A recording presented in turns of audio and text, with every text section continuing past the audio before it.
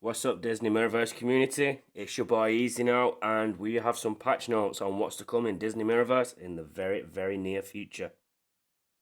Okay, so first up, I'll give a quick read of the patch notes by Lyra. This update provides new challenging content in Expert Story Mode, a refreshed Tower of Troubles, new Guardian traits, and more. The 0.14 update will be available for download on July 13th, so the new update goes live tomorrow. I don't think all of it goes live tomorrow, but let's get into it. Okay, so first up is Story Mode. Are you ready for a new level of challenge? An additional level of difficulty, Expert, has been added to story quests. Earn more rewards by completing Expert difficulty and new star objectives. At this time, additional rewards will not be provided for repeated completion of Expert difficulty, but they may be added in future. Okay, so if you beat Expert, it's one-time rewards. That's interesting. I don't quite know what I think about that, but let's reserve judgment till we see how difficult they are and what the rewards actually are. Unlock requirements have been updated for hard difficulty in order to provide a smoother progression from chapter to chapter. In order to unlock hard difficulty of a given chapter, players must clear all the encounters in the normal difficulty of said chapter, as well as the previous chapter's hard difficulty. For example, Chapter 2 Hard unlocks once you beat Chapter 2 Normal and Chapter 1 Hard. Okay, so it's sort of streamlining the story a little bit more. In a similar manner, in order to gain access to expert difficulty, players must not only complete but also master the hard difficulty of a given chapter. That means completing every objective and achieving 3 stars in all encounters. Okay, sounds interesting. Can't wait to see. I hope it's really good. I hope it is actually challenging. I think the way the game is going now, it will be quite tough. Okay, Guardian traits. This is cool. I think they're going down the line of synergies. Let's see. Guardians now have traits which can be used to classify and provide various bonuses or restrictions throughout the game. Traits can be viewed on the Guardian's bio screen, and Guardians can be filtered and sorted by their traits. Nice quality life update already. Guardians can have traits based upon factors such as size, descriptions such as villainous or goofball, and the universe from which they originate. This is interesting. I really do hope they give little bonuses for using the same traits, the same class. It's a very big thing for this game going forward that happens. Especially with some of the Guardians that we don't really use as much. The buffs could be giving them Guardians a much needed boost in the stat what they need to make them more playable. Okay, scrolling down. Next up we have Tower of Troubles, the big one.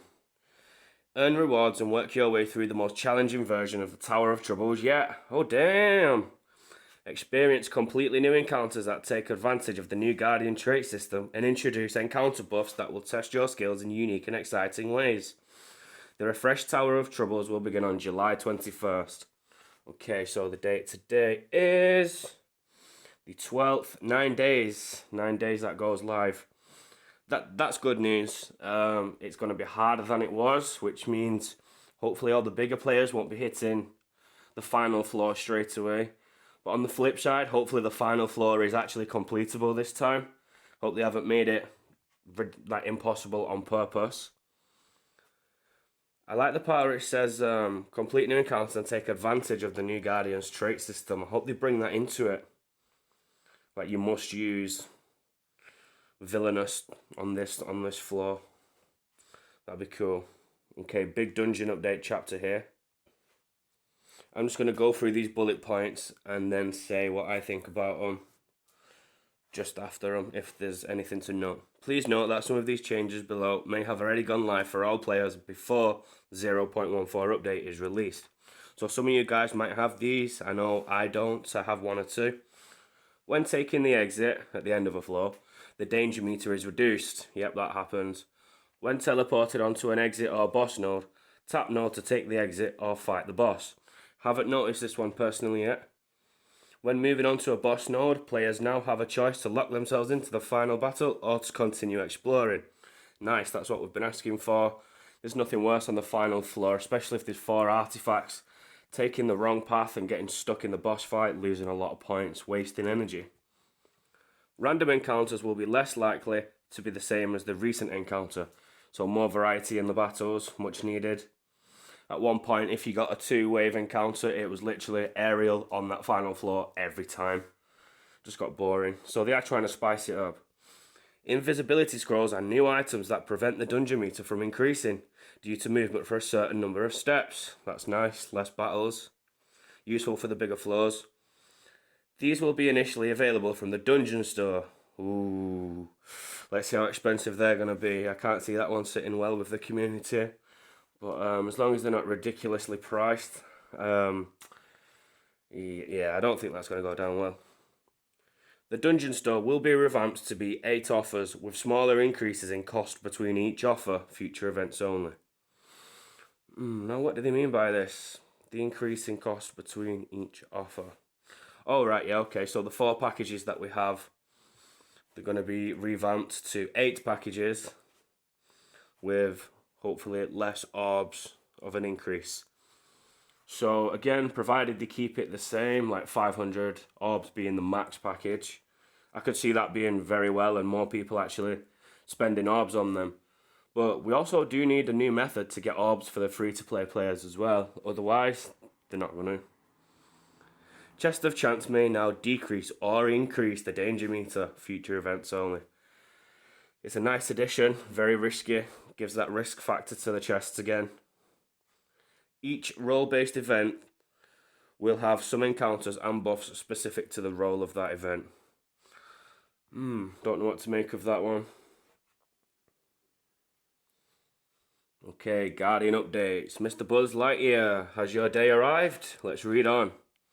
Fixed an issue with Buzz Lightyear's special ability, where the damage was triggered and absorbed by the enemy's existing armor first, then armor removal was applied afterwards. Okay, so that's definitely a good fix. Core ability, Disruptor Pulse. Critical hits are no longer required to remove armor. Very useful. Disruptor Pulse, basic attacks remove 5% armor. Disruptor Pulse again, heavy attacks remove 20% armor and have a 60% chance to inflict a shock, dealing 5% damage per second for 5 seconds. That's very nice, it's going the right way so far. Special ability, Disruptor Cannon, damage increase from 100% to 200%, so double up damage. Special ability again, if an enemy is inflicted with shock, then hit by the special ability again, they are stunned for 2 seconds. Always good to have a stun. Special ability, Disruptor Cannon, shock from special is applied regardless if the enemy has armor or not. Side note, aside from the 200% damage on special ability, these changes also apply to Fractured Buzz Lightyear as well. So yeah, enemy Buzz is going to hit harder, but looks like our Buzz has also got a big buff. Very nice. Buff Buzz movement work, guys. I want to know what you guys think. Test him out after the update. Get back to me. Let me know. Our new tier list will reflect this when we get round to it. Next Guardian, Maleficent. Maleficent's non-cinematic special attack animation has been shortened. Okay, a lot of people was asking for that. Some Guardian signature ability names have been updated, so a little name change as well. So far so good in these patch notes. Okay, so interface improvement updates. Mode selection screens have an updated layout. Some of you may have seen in the store, we now have tiles, which is nice. Improvements may have been made to the presentation of the dialogue screens. Player profile has now been improved to show more information on your top guardians and tower completion status. Also nice. Combat clarity has been improved by reducing the amount of callouts, effects and colours going on at once. That may be a countermeasure to stop the bug whatever a lot of people was getting, where your screen would just go all trippy. Notable buffs per character are now displayed on the special attack icons so you can better time your special attacks. For example, Jack Sparrow's Curse Charges now show along with Merida's Wisp Focus or Ian Lightfoot's current state.